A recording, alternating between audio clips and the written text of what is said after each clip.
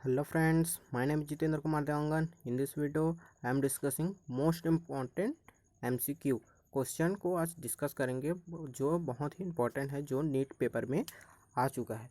तो हमको NEET paper दिलाने से पहले एक बार इसको ज़रूर देख लेना है, क्योंकि इसी सीक्वेंस पर ही पेपर दिया जाएगा। क्योंकि अभी भी जो एनटीए द्वारा जो पेपर कराया जा रहा है, नेशनल टेस्टिंग अभ्यास करके जो पेपर हो रहा है, उसमें भी क्या हो रहा है, इसी टाइप का पैटर्न को चुना गया है। तो ध्यान से देखना है और कॉपी और पेन लेके ज़रूर बैठना है, ठीक है।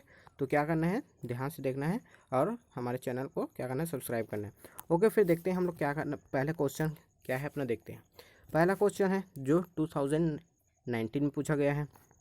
क्वेश्चन क्या है अपना, फॉर द सेकंड पीरियड का एलिमेंट है the correct increasing order of first ionisation enthalpy. तो आयनाइजेशन क्या बताना है, फर्स्ट आयनाइजेशन एंथैल्पी का ऑर्डर बताना है। तो आयनाइजेशन एंथैल्पी का मतलब क्या होता है, हम तो जानते हैं क्या होता है। कोई भी न्यूट्रल आइसोलेटेड एटम है, उसके वैलेंस शेल से इलेक्ट्रॉन को निकालने के लिए जो एनर्जी हमको देनी पड़ती है, वो क्या होता है, आयनाइजेशन एंथैल्पी होता है। तो फर्स्ट आयनाइजेशन एंथैल्पी मतलब एक इलेक्ट्रॉन को निकालने में हमको जितनी ज़्यादा एनर्जी देना पड़ेगा, वो हमारा फर्स्ट आयनाइजेशन एंथैल्पी होगा। तो हम लोग देखते हैं, इसमें आप लोगों को गैस करना है कि कौन सा आंसर आ सकता है। तो आप लोग गैस कर लिए कौन सा आंसर आएगा, कौन सा आंसर आएगा। अब मैं आप लोगों को बताऊं कि कौन सा आंसर आएगा। आंसर अपना आएगा सी आएगा, आंसर आएगा अपना सी आएगा। अब सी क्यों आया, सी क्यों आया, इसलिए आया क्योंकि देखो, नियॉन, नियॉन का क्या है, नियॉन है अपना इनर्ट गैस है। इनर्ट गैस से इलेक्ट्रॉन को निकालना बहुत ही मुश्किल हो, इसकी आयनाइजेशन एंथैल्पी बहुत ही हाई होता है। क्यों, क्योंकि इसकी ऑक्टेट पूरा कंप्लीट होती है। देखो ऑक्टेट पूरा कंप्लीट है। अब यहाँ से आप कितना भी एनर्जी दे लो, कितना भी एनर्जी दो, यहाँ से इलेक्ट्रॉन को निकाल नहीं पाएगा। तो सबसे ज़्यादा किसके होगी, नियॉन के होगी। उसके बाद फ्लोरीन की होगी। फ्लोरीन की क्यों होगी, क्योंकि इसमें एक इलेक्ट्रॉन और एक्स्ट्रा रहता है, ठीक है। तो मतलब इसमें थोड़ा सा कम होगा, तो इसके कंपेयर में इससे इलेक्ट्रॉन को निकालने में कम एनर्जी देना पड़ेगा। तो इसके सीक्वेंस में फ्लोरीन आएगा। अब यहाँ पर देखो कुछ चेंजेस हो, ऑक्सीजन को होना चाहिए था, पर नाइट्रोजन आ गया। नाइट्रोजन क्यों आया, क्योंकि इसमें हाफ फील्ड पी ऑर्बिटल है। क्योंकि स्टेबिलिटी को हम लोग देखना पड़ता है, हाफ फील्ड स्टेबिलिटी और फुल फील्ड स्टेबिलिटी। यहाँ पर देखो नियॉन के केस में फुल फील्ड स्टेबिलिटी है, नाइट्रोजन के केस में हाफ फील्ड स्टेबिलिटी है। पी में 3 इलेक्ट्रॉन है, मतलब हाफ फील्ड स्टेबिलिटी है। अब यहाँ से इलेक्ट्रॉन निकालने में हमको ज़्यादा एनर्जी देना पड़ेगा, नाइट्रोजन में ज़्यादा एनर्जी देना पड़ेगा as compare to oxygen. Oxygen में 2p4 होगा। अब 4 होगा तो आराम से इलेक्ट्रॉन निकाल सकते हैं, पर यहाँ पर हाफ फील्ड स्टेबिलिटी की कंडीशन, इस कारण यहाँ पर इलेक्ट्रॉन को निकाल नहीं सकते। और यहीं पर एक केस यहाँ पर चेंजेस हुआ है, बेरिलियम को यहाँ पर होना था, बोरान को यहाँ पर होना था, ठीक है। तो यहाँ पर भी एक चेंजेस है, क्यों, क्योंकि बेरिलियम होता है स्टेबिलिटी है, क्योंकि इसका एस ऑर्बिटल पूरा फील्ड है, 2 इलेक्ट्रॉन पूरा फील्ड है। तो यहाँ से इलेक्ट्रॉन को निकालने में ज़्यादा एनर्जी देना पड़ेगा, तो यहाँ पर भी कुछ चेंजेस हो जाते हैं। तो बोरॉन क्या आ जाता है, पीछे चला जाता है, और बेरिलियम आगे चला जाता है। तो अपना यहाँ पर आंसर क्या आ जाएगा, आंसर क्या आ जाएगा, यहाँ पर अपना सी आ जाएगा। कौन सा आंसर आ जाएगा, ये सी आ जाएगा। ओके, अब सेकंड देखते हैं। सेकंड हमें अपना इसमें दिया है कि हमको match the oxide given column first and second दिया है उसकी प्रॉपर्टी के अकॉर्डिंग, ठीक है। तो हमको फर्स्ट कॉलम में क्या दिया है, पूरा ऑक्साइड दे दिया है, मेटल का ऑक्साइड को दे दिया है, मेटल्स और नॉन मेटल के ऑक्साइड को दे दिया है अपने को। अब हमको दिया है उधर नेक्स्ट कॉलम में उसके नेचर को दिया है, प्रॉपर्टीज़ को दे दिया है कि क्या है। तो हम लोग जानते हैं कि जितने भी मेटल्स के ऑक्साइड होते हैं, क्या होते हैं, मेटल्स के ऑक्साइड होते हैं, वो बेसिक नेचर होता है। क्योंकि मेटल्स मतलब जो अपना बेसिक एलिमेंट है, बेस एलिमेंट है, मतलब फर्स्ट और सेकंड ग्रुप का एलिमेंट बेसिक एलिमेंट होता है, क्षार होता है वो। तो उसके ऑक्साइड भी क्या होंगे, क्षार होंगे। तो हम लोग देखो पहला में सोडियम ऑक्साइड है, तो यहाँ पर कौन सा होगा, बी, बेसिक हो जाएगा। पहला में आ जाएगा बी, तो अपना बी चेक कर लेना है। बी तो 2 कंडीशन में बी है, ए और डी में बी है। और सेकंड है Al2O3। Al2O3 ये क्या है, अपना एक एम्फोटेरिक एलिमेंट मतलब कंपाउंड है। क्या है, एम्फोटेरिक कंपाउंड है। ये ए हमेशा पूछा ही जाता है, इसको याद रखना कि एक एम्फोटेरिक मतलब जो एसिड और बेस दोनों की तरह मतलब दोनों की प्रॉपर्टी रखता है, ठीक है। उसके बाद N2O, एंड नाइट्रोजन के 2 कंपाउंड होते हैं जो न्यूट्रल होते हैं, N2O और NO, दो होता है, न्यूट्रल होता है। तो N2O भी क्या है, न्यूट्रल है। मतलब अपना पहला में आया था बी और दूसरा में आया था डी, ठीक है, और थर्ड में आया था न्यूट्रल ए, मतलब हमारा 3 चीज़ तो यही मैच कर गया, मतलब डी आंसर आएगा अपना। कौन सा आएगा? डी। ठीक है, अब उसके बाद थर्ड देखते हैं। थर्ड में कौन सा आंसर आएगा? विच of the flowing oxide is most acidic nature? Most acidic nature, हम अभी ही बताया था कि जितने भी मेटल ऑक्साइड होते हैं वो बेसिक नेचर होते हैं, मतलब डाउन द ग्रुप जाने पर जो फर्स्ट ग्रुप और सेकंड ग्रुप होते हैं वो क्षारीय एलिमेंट होते हैं, बेसिक एलिमेंट होते हैं। और सेकंड ग्रुप होता है एल्कलाइन अर्थ मेटल होते हैं, और फर्स्ट एल्कली मेटल होते हैं। तो उसमें नीचे डाउन द ग्रुप जाने पर बेसिक नेचर बढ़ता है और लेफ्ट टू राइट जाने पर बेसिक नेचर घटता है। तो हमको नीचे जा रहे हैं तो मतलब बेसिक नेचर क्या होता है? बढ़ता है।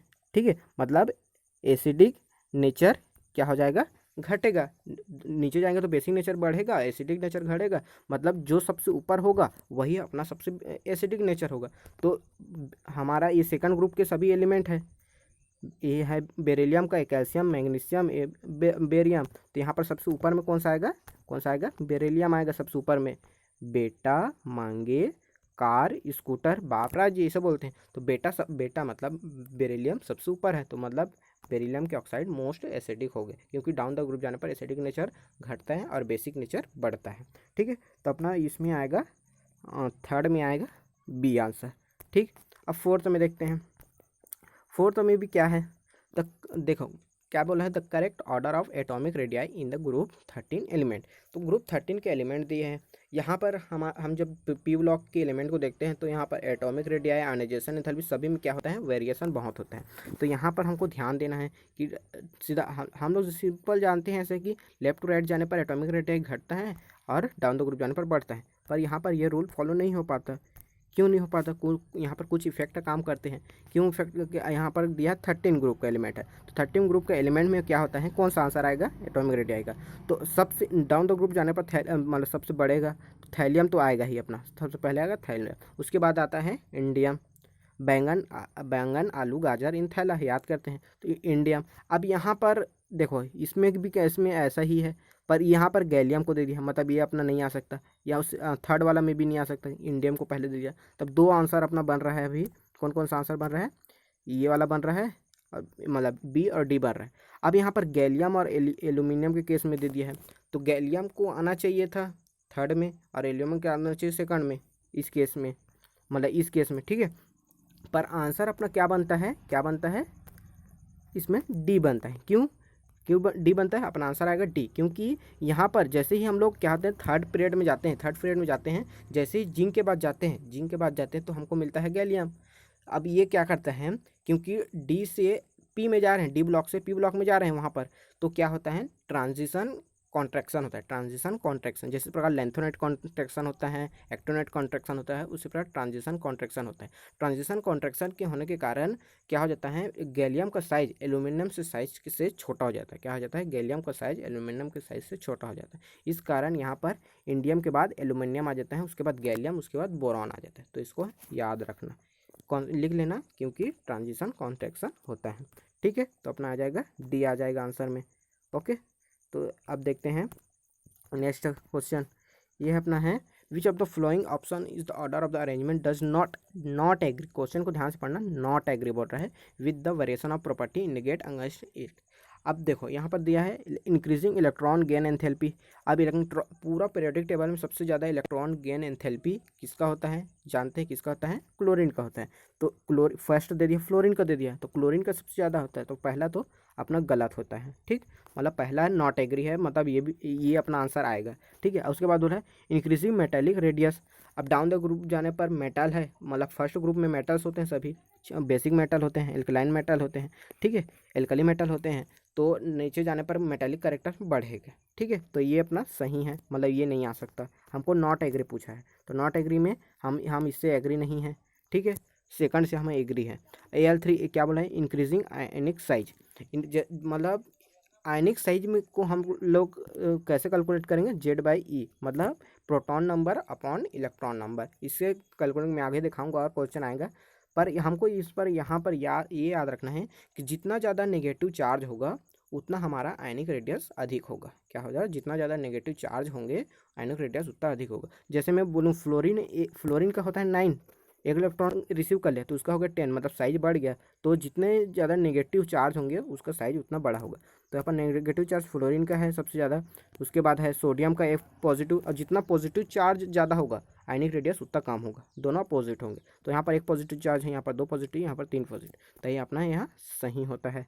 ठीक, और उसके बाद दिया थर्ड दिया है, क्या दिया है, इंक्रीजिंग फर्स्ट आयनाइजेशन एंथैल्पी। अभी फर्स्ट ही क्वेश्चन का रिपीटेशन है, ये भी फर्स्ट क्वेश्चन को ही दे दिया है यहाँ पर, जो 2019 में पूछा है। नाइट्रोजन का यहाँ क्या हो जाता है, यहाँ पर शिफ्ट हो जाता है, क्योंकि नाइट्रोजन में हाफ फील्ड स्टेबिलिटी होती है, 2p3 हाफ फील्ड स्टेबिलिटी, तो नाइट्रोजन पहले आया। तो हम लोग दो चीज़ से एग्री नहीं है, फर्स्ट से और डी से, मतलब ए से और डी से। तो हमारा आंसर क्या आ जाएगा, ए एंड डी आ जाएगा। ठीक है, इस प्रकार से अपना ये कंप्लीट होता है। उसके बाद देखते हैं नेक्स्ट क्वेश्चन। नेक्स्ट क्वेश्चन क्या है, which of the order is ionic radii the correctly represent. मतलब हमको देना है कि आयनिक रेडियाई का करेक्टली मैच्ड कौन सा है, मतलब कौन सा सीक्वेंस सही है। तो यहाँ पर देखते हैं, यहाँ पर सभी में देखते हैं, तो हमको आयनिक रेडियाई के निकालने के लिए अभी बताया था कि क्या निकालेंगे, जिसके लिए Z/E मतलब number of proton upon number of electron का रेशो जितना अधिक होगा, जिसके लिए Z/E का रेशो सबसे अधिक होगा, उसकी आयनिक रेडियस क्या होगा, उतना ही कम होगा। ठीक है, आयनिक रेडियस उतना ही कम होगा। तो हम लोग निकालेंगे Z/E के लिए, निकालेंगे सभी के लिए निकालेंगे। तो क्या होता है, अभी निकाल नहीं सकते क्योंकि इतना टाइम तो नहीं है। तो हम लोग कैसे, आप लोग निकालना, मैं जैसे एक का निकाल के बता देता हूँ। जैसे मैं एक का निकाल के बता देता हूँ, ये देखो यहाँ पर निकाल के दिखाया हूँ। ठीक है, तो जैसे मैं निकाला हूँ Z/E, आयनिक रेडियस निकालने के लिए Z/E लेते हैं। ठीक है, तो यहाँ पर देखो फ्लोरीन के लिए लिया हूँ, फ्लोरीन के लिए लिखा हूँ मैं। तो फ्लोरीन का होता है जेड मतलब प्रोटॉन नंबर कितना होता है, मतलब एटॉमिक नंबर होता है 9, और जेड F माइनस है, तो एक इलेक्ट्रॉन रिसीव कर चुका है, तो 9/10। जेड मतलब नंबर ऑफ प्रोटॉन, मतलब प्रोटॉन कितने हैं उसमें 9, और उसमें इलेक्ट्रॉन एक रिसीव कर लिया है, इसका 10 हो गया, तो 9/10। तो इसमें आ गया कितना आ जाएगा, इसका 0.9 आ जाएगा। इसी प्रकार O2 माइनस में 0.8 आ जाएगा, और Na के लिए क्या आ जाएगा, 1.1 आएगा। अब जिसके लिए Z/E का रेशो सबसे ज़्यादा होगा उसकी आयनिक रेडियाई सबसे कम होगी, मतलब सबसे कम इसकी सोडियम की होगी, उसके बाद O2 माइनस की होगी, देन O मतलब F माइनस की होगी। तो अब यही सीक्वेंस क्या फॉलो हो रहा है यहाँ पर। तो सबसे ज़्यादा किसका था, हाँ इसका था, तो आयनिक रेडियस सबसे कम है, चल मानते हैं। ठीक, पर यहाँ पर देखो इसका क्या होगा, O2 माइनस है, तो O2 माइनस है, इसका हो रहा था 0.8 हो रहा था, अब इसका क्या हो रहा था, फ्लोरीन का 0.9 हो रहा था। तो यहाँ पर इसको होना था सेकंड नंबर में, ये होना था, तो ये अपना फॉलो नहीं हो पाएगा। ठीक है, अभी एक केस बताया था आप लोगों को, क्या केस बताया था मैं, जितना नंबर ऑफ नेगेटिव चार्ज होंगे आयनिक रेडियस उतना ज़्यादा होगा, तो ये यहाँ पर आएगा, तभी आयनिक रेडियस इससे ज़्यादा होगा। यही फंडा सभी जगह लगाना है। ठीक है, और जितने ज़्यादा यहाँ पर भी ये फर्स्ट में आना चाहिए था N3 माइनस, और ये यहाँ पर फर्स्ट में आना चाहिए था, तभी ये सीक्वेंस फॉलो होता। पर यहाँ पर किसी भी जगह ये फॉलो नहीं हो रहा है, Z/E का रेशो कहीं पर भी फॉलो नहीं हो रहा है, तो आयनिक रेडियस का सीक्वेंस यहाँ पर किसी में भी ठीक नहीं बैठ रहा है। तो यहाँ पर आंसर अपना क्या आ जाएगा, नन आएगा, किसी में भी ये आंसर नहीं आएगा, क्या आ जाएगा, नन आएगा, नन। ठीक है, इसको 2014 में पूछा गया है। ठीक है, ये हुआ अपना।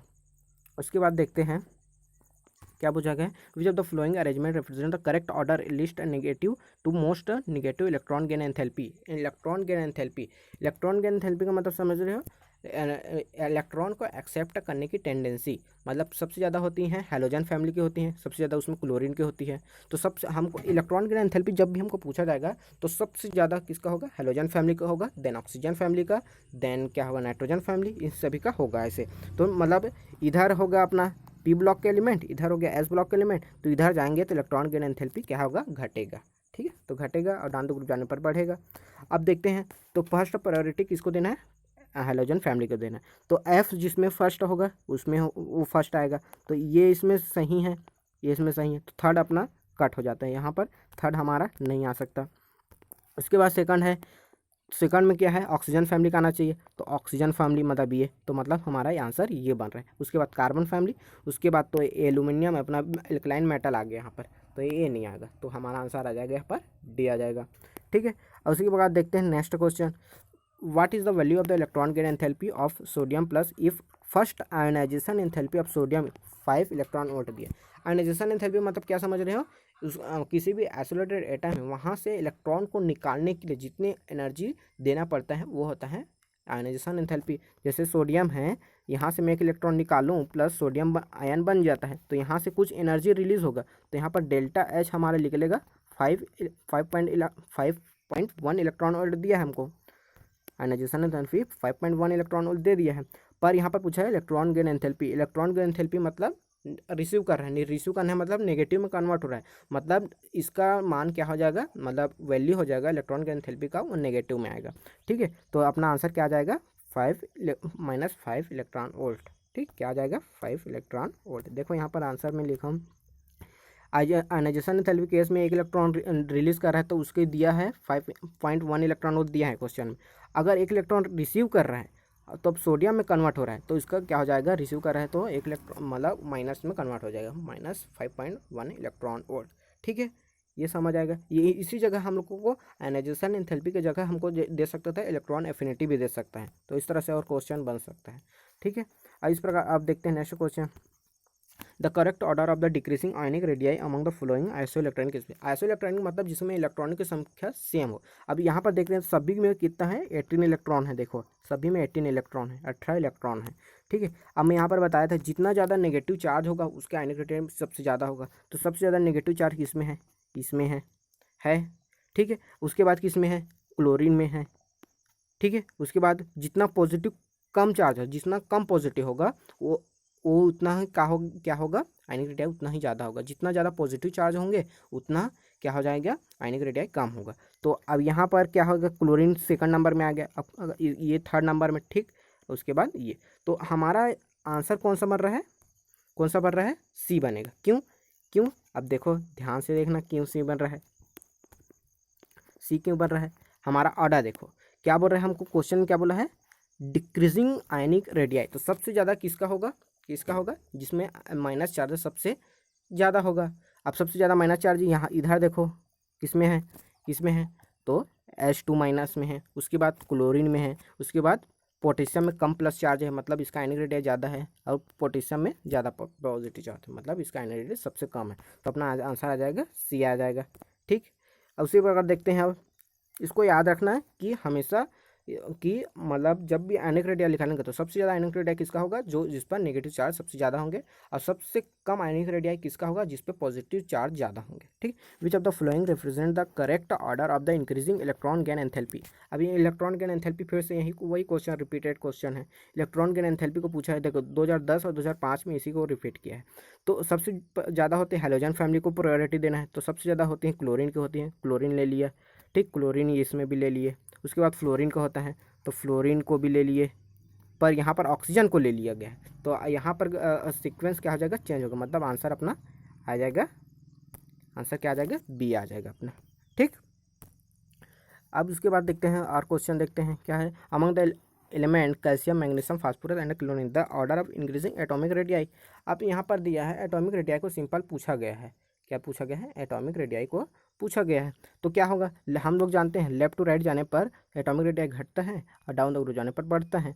ठीक है, तो यहाँ पर देखेंगे हम लोग देखेंगे कि एटॉमिक रेडियाई किसके केस में कैसा है। ठीक है, क्या है देखेंगे, तो यहाँ पर देखो ध्यान से देखना, मैग्नीशियम है अपना सेकंड पीरियड का, कैल्शियम है अपना सेकंड पीरियड का। ठीक है, और क्लोरीन है अपना 17 ग्रुप का, फास्फोरस है अपना किसमें, ऑक्सीजन फैमिली का, सॉरी नाइट्रोजन फैमिली का। ठीक है, तो यहाँ पर देखेंगे लेफ्ट टू राइट जाने पर घटता है, साइज घटता है, और डाउन द ग्रुप जाने पर बढ़ता है। तो सबसे ज़्यादा एटॉमिक रेडियाई किसका होगा, डाउन द ग्रुप जाने पर होगा। डाउन द ग्रुप जा रहे हैं तो मतलब क्लोरीन का क्या हो रहा है, देखो यहाँ पर ध्यान से देखना। ठीक, यहाँ से एक बार ध्यान से देखो कि हम लोग लेफ्ट टू राइट जाने पर घटता है और डाउन द ग्रुप जाने पर बढ़ता है। ठीक है, तो यहाँ पर देखो डाउन द ग्रुप जा रहे हैं तो सबसे ज़्यादा किसका होगा, फिर सबसे ज़्यादा किसका होगा, कैल्शियम का होगा। ठीक है, कैल्शियम का होगा, क्योंकि लेफ्ट टू राइट जाने पर घटता है, तो इसका मतलब यहाँ पर लेफ्ट में होगा उसका सबसे बड़ा होगा, तो सबसे बड़ा किसका होगा, कैल्शियम का होगा। उसके बाद किसका होगा, मैग्नीशियम का होगा, क्योंकि कैल्शियम मैग्नीशियम के नीचे आता है। क्या होता है, मैग्नीशियम कैल्शियम के ऊपर होता है और मैग्नीशियम से नीचे क्या होता है, कैल्शियम होता है। कैल्शियम का सबसे ज़्यादा होगा, देन मैग्नीशियम का, देन होगा फास्फोरस का, उधर लेफ्ट में जा रहे हैं, राइट में जा रहे हैं, उसके बाद क्लोरीन का होगा, फिर और राइट में जा रहे हैं। तो सबसे सीक्वेंस अपना कौन सा बनता है, बी बनता है। तो आंसर आ जाएगा अपना यहाँ पर बी आ जाएगा। यहाँ पर भी वैसे ही सीक्वेंस देखते हैं, नॉट गिव पिक्चर, मतलब जो गलत है उसको बताना है यहाँ पर भी। तो बॉन्ड डिसोसिएशन एनर्जी देखेंगे, यही क्वेश्चन डबल रिपीटेड हुआ है, एक बार और आया चुका है, यही क्वेश्चन 2 बार पूछ चुका है, सेम क्वेश्चन सेम पूरा, ठीक है। तो यहाँ पर दिया है कौन सा आएगा, तो बॉन्ड डिसोसिएशन एनर्जी। तो हम लोग डाउन द ग्रुप जाते हैं तो बॉन्ड न्यूक्लियस से आउटर सेल के बीच के इलेक्ट्रॉन का डिस्टेंस बढ़ जाता है, जिससे थोड़ा सा ही एनर्जी देने पर इलेक्ट्रॉन लूज हो जाते हैं, मतलब नीचे जाने पर बॉन्ड डिसोसिएशन एनर्जी घटता है। तो ठीक है, घटता है मतलब आयोडीन की सबसे कम होगी, सही बात, ठीक, सबसे कम होगी। उसके बाद ब्रोमीन की, क्लोरीन की, फ्लोरीन की। पर यहाँ पर एक चेंजेस आ जाता है, फ्लोरीन होता है इसका साइज छोटा होता है, जिसके कारण स्ट्रांगली वो बॉन्डेड होता है, जिसके कारण स्ट्रांगली बॉन्डेड होता है, इस कारण इसको क्या करते हैं। और क्लोरीन में थोड़ा कुछ चेंजेस हो जाते थे, जिसके कारण यहाँ पर क्या हो जाता है, बॉन्ड डिसोसिएशन एनर्जी फ्लोरीन का क्या हो जाता है, थोड़ा क्लोरीन से कम होता है। तो क्लोरीन आगे शिफ्ट हो जाएगा, फ्लोरीन बाद में आएगा। तो यहाँ पर याद रखना इसको, तो ये भी अपना आंसर गलत है। इलेक्ट्रोनेगेटिविटी का सीक्वेंस तो अपना फ्लोरीन का क्या होता है, इलेक्ट्रोनेगेटिविटी का पूछ रहे हैं, यहाँ इलेक्ट्रॉन गेन एंथैल्पी नहीं बोला था। पूरा पीरियोडिक टेबल में फ्लोरीन का सबसे ज़्यादा होता है, देन क्लोरीन, ब्रोमीन, आयोडीन का, ठीक। उसके बाद यहाँ पर ऑक्सीडाइजिंग पावर का दिया है, ऑक्सीडाइजिंग पावर का दिया है अपने को, ठीक है। तो ऑक्सीडाइजिंग पावर का दिया है, तो ये भी सही है, क्योंकि फ्लोरीन होता है मोस्ट इलेक्ट्रोनेगेटिव, तो इलेक्ट्रॉन को एक्सेप्ट करने की टेंडेंसी सबसे ज़्यादा होती है, तो ये भी सही है। इलेक्ट्रॉन गेन एंथैल्पी क्लोरीन का सबसे ज़्यादा होता है, तो ये भी रिसीव नहीं करा। तो ए और डी आंसर अपना आ जाएगा, क्या आ जाएगा, ए और डी हमारा आंसर आ जाएगा। यहाँ पर identify the correct order size of the flowing, यहाँ पर वही क्वेश्चन रिपीटेड क्वेश्चन है पूरा, जिसका नेगेटिव चार्ज सबसे ज़्यादा होगा उसका माइनिंग रेडियस सबसे ज़्यादा होगा। तो यहाँ पर तीनों में ये अपना आ जाएगा, डी कट जाएगा, ठीक। उसके बाद क्लोरीन भी आ जाएगा, ये सही बात है। उसके बाद आर्गन आ गया, मतलब आर्गन न्यूट्रल एलिमेंट है, तो यहाँ पर कोई भी पॉजिटिव चार्जेस नहीं, जितना पॉजिटिव चार्जेस होगा, अधिक पॉजिटिव चार्ज होगा, रेडियस कम होगा। यहाँ पर कोई पॉजिटिव चार्जेस नहीं है, मतलब इसका साइज जो पॉजिटिव वाले चार्जेस है उससे अधिक होगा, मतलब ये अपना आंसर आ जाएगा, ठीक। अब यहाँ पर देखना है, this is the last question, ठीक है। Which of the following electronic configuration an atom has the lowest ionization enthalpy. अब लोएस्ट आयनाइजेशन एंथैल्पी और हाईएस्ट आयनाइजेशन एंथैल्पी, मतलब हम लोग को यहाँ पर स्टेबिलिटी देखते हैं, शुरू में ही बात किए थे इसमें, जो हाफ फील्ड स्टेबल होगा और फुल फील्ड स्टेबल होगा, वहाँ से इलेक्ट्रॉन को निकालने में बहुत हमको ज़्यादा एनर्जी देना पड़ेगा। तो यहाँ पर पूछा गया है लोवेस्ट पूछा गया। अब यहाँ पर देखो हाफ फील्ड स्टेबिलिटी है, यहाँ पर फुल फील्ड स्टेबिलिटी है। यहाँ पर देखो फर्स्ट केस में, फर्स्ट ए और सी के केस में हाफ फील्ड स्टेबिलिटी, जिसके कारण यहाँ पर इलेक्ट्रॉन को निकालने के लिए ज़्यादा एनर्जी देना पड़ेगा, तो लोएस्ट नहीं होगा, यहाँ पर हाई एनर्जी देना पड़ेगा, तो हाई आयनाइजेशन एंथैल्पी हो जाएगा। सी के केस में भी वैसा ही होगा। अब यहाँ पर देखेंगे, यहाँ पर नहीं है हाफ फील्ड ही ना फुल फील्ड नहीं है। अब यहाँ पर हमारा यहाँ पर एक मैटर करेगा, साइज मैटर करेगा, साइज मैटर का जितना बड़ा साइज होगा, जैसे न्यूक्लियस हो गया, अब ये बड़ा साइज होगा इलेक्ट्रॉन के लिए, ये अपना न्यूक्लियस अवेयर। अब यहाँ से ये वाला पहला वाला केस है, ये दूसरा केस है। पहले वाला केस में क्या हो रहा है, इलेक्ट्रॉन को अट्रैक्ट करने की टेंडेंसी ज़्यादा होगी, तो अट्रैक्ट करके रखेगा, तो यहाँ से इलेक्ट्रॉन को निकालना मुश्किल होगा। पर यहाँ से इलेक्ट्रॉन को अट्रैक्ट, सेकंड वाला केस में इलेक्ट्रॉन को अट्रैक्ट करके नहीं रख पाएगा, जिसके कारण एनर्जी देंगे ना, तो वो क्या होगा, इलेक्ट्रॉन रिलीज हो जाएगा। तो जितना बड़ा साइज होगा उसके आयनाइजेशन एंथैल्पी कम होगा, ठीक है।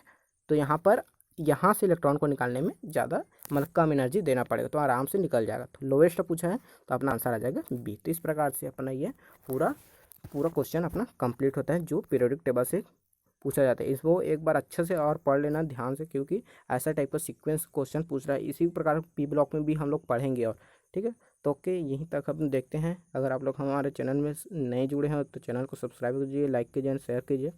Thank you, okay, bye.